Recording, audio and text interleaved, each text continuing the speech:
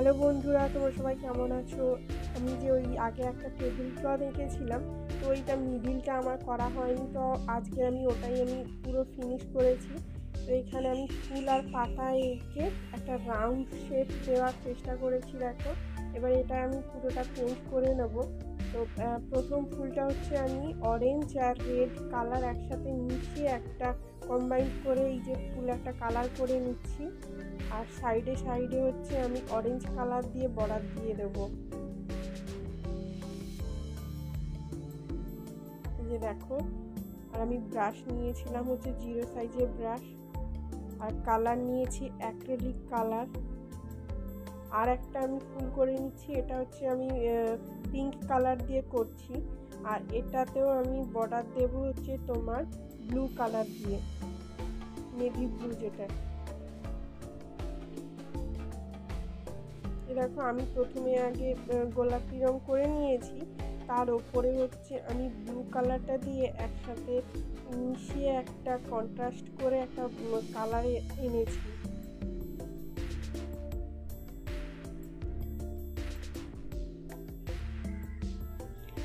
দেখো, এরকম একইভাবে আমি সবগুলো পাপড়িতে কালার করে নেব। প্রথমে আমি পিঙ্ক দিয়েছি, তার উপরে হচ্ছে আমি ব্লু হালকা হালকাভাবে দিয়েছি। এই রকমই আমি সবগুলো পাপড়ি করে নিচ্ছি। আর এই পেন্টিংটা কিন্তু আমি নিজে আইডিয়া করে আমি করেছি তোমাদের জন্যই। আর যদি আমার এই পেন্টিংটা ভালো লেগে থাকে, প্লিজ আমার চ্যানেলে একটি লাইক ও সাবস্ক্রাইব করে দিও। আর একটা এই যে ফুল করে নিচ্ছি, এটা হচ্ছে আমি প্রথমে দেখো হলুদ দিয়ে আমি কালারটা করে নিচ্ছি।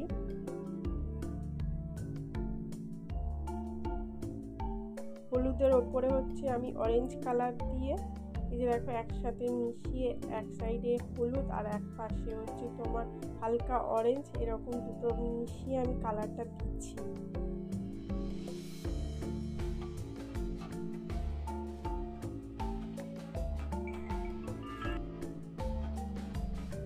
দেখো, এখানে আমি তিনটে রঙেরই করেছি। একটা করেছি হচ্ছে তোমার লাল আর কমলা একসাথে মিশিয়ে, আর একটা করেছি হচ্ছে গোলাপি আর নেভি ব্লু দিয়ে, আর একটা হচ্ছে আমি হলুদ আর কমলা রং মিশিয়ে আমি করেছি। এরকমভাবে আমি সবগুলো ফুলই আমি করে নেবো। এটাও আমি এই যে প্রথমে গোলাপি দিয়ে করছি, গোলাপির ওপরে দেবো হচ্ছে আমি ওই নীল, ডিপ নীল যে রংটা, ওইটা আমি মিশিয়ে করব।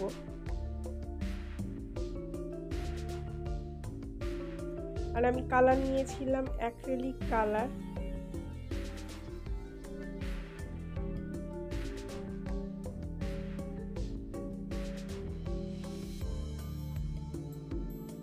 এটা একটু আলাদা রকম কালার হয়েছে।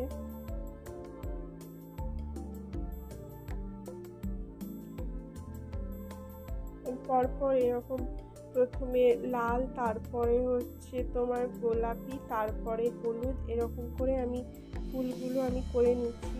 এটাও এরকম প্রথমে হলুদ দিয়েছি, তার উপরে হচ্ছে এইরকম কমলা রং দিয়ে হালকা হালকা শ্যাডো দিয়েছি। এইভাবে আমি সবগুলো ফুলই কিন্তু আমি করে নিয়েছিলাম।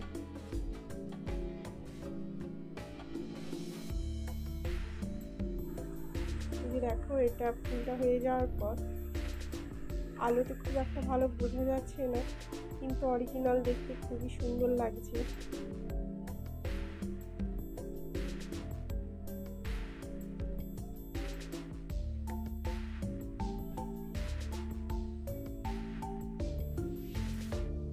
এটাও দেখো, এরকম গোলাপি আর নীল একসাথে মিশিয়ে আমি কালারটা করে নিচ্ছি। মানে আগে গোলাপি দিয়েছি, তারপরেও হচ্ছে সাইডে সাইডে আমি নীল দিয়ে একটা শ্যাডো টাইপের দিয়েছি, যাতে দেখতে ভালো লাগে।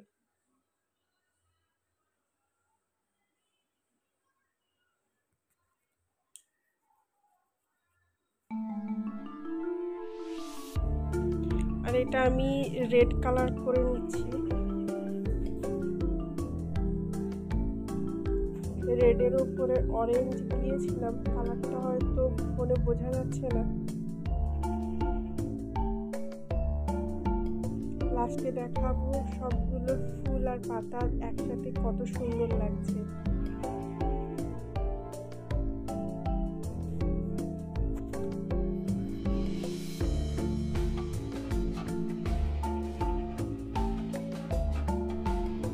আমি যে রেড কালার যে করেছিলাম, আগে কিন্তু রেড কালার করে নিয়ে তারপরে আমি কিছু সময় ওটা শুকোতে দিয়েছিলাম, তারপরে কিন্তু আমি অরেঞ্জ কালার দিয়ে বর্ডার দিয়েছি, নাহলে কালারটা ফুটছিল না। আর দেখো আমার সবগুলো ফুল মোটামুটি হয়ে গেছে। এবার আমি পাতাগুলো কালার করে নেবো। এই প্রথমে আমি সবুজ রং দিয়েছি, তার উপরে সাদা দিয়ে এই পাতা দেখো আমি এঁকে নিয়েছি।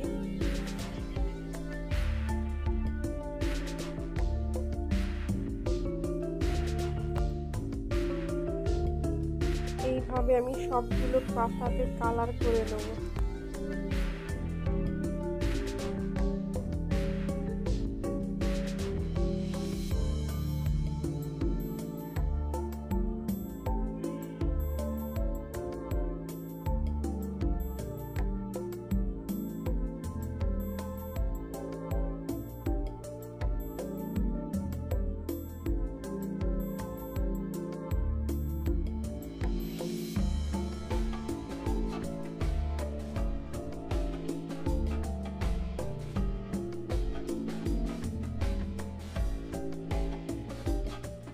এখানে প্রায় আমার সবগুলো পাতায় রং করা হয়ে গেছে সবুজ রং। এবার এর ওপরে আমি সাদা দিয়ে আমি শিরা করে নেব পাতায়। এবার হালকা হালকা সাদা দিয়ে দিচ্ছি, দেখতেও ভালো লাগবে। এরকম আমি সবগুলো পাতাতে আমি করে নেব।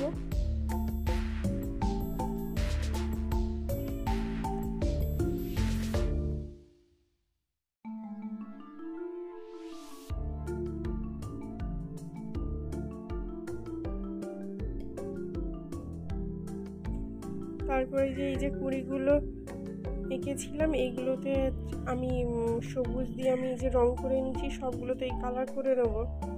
আর এই যে পাতার যে ডালগুলো আমি যে সরু যে ব্রাশ 000 সাইজের যে ব্রাশটা, ওইটা দিয়ে আমি বর্ডারগুলো টেনে নেব সরু সরু করে।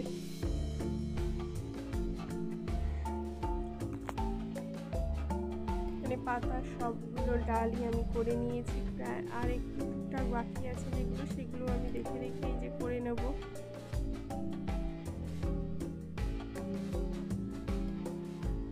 তারপরে এই যে ফুলের কুড়িগুলো, যে লাল ফুলটা যেটা ছিল, ওই লাল ফুলগুলোতে আমি কুড়িগুলো করেছি হলুদ আর কমলা একসাথে মিশিয়ে।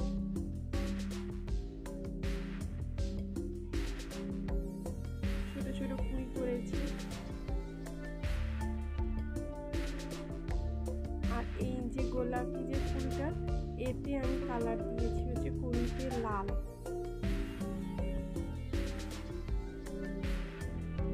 আর হলুদ ফুলটাতেও আমি লাল ফুল দিয়েছি। শুধু লাল যে ফুলটা, ওর মধ্যে যে কুড়িগুলো আছে ওতে আমি দিয়েছি হলুদ আর কমলা রং একসাথে মিশিয়ে। তারপর আমার সবগুলো ফুল পাতা আঁকা হয়ে গেছে। এবারে ফিনিশিং টাচ দেবো, মানে ফুলের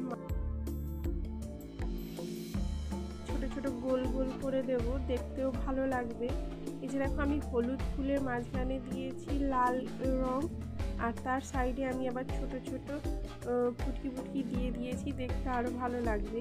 আর এই যে লাল আর গোলাপি যে ফুলগুলো এঁকেছিলাম, এর মধ্যে আমি দিয়েছিলাম সিলভার কালার।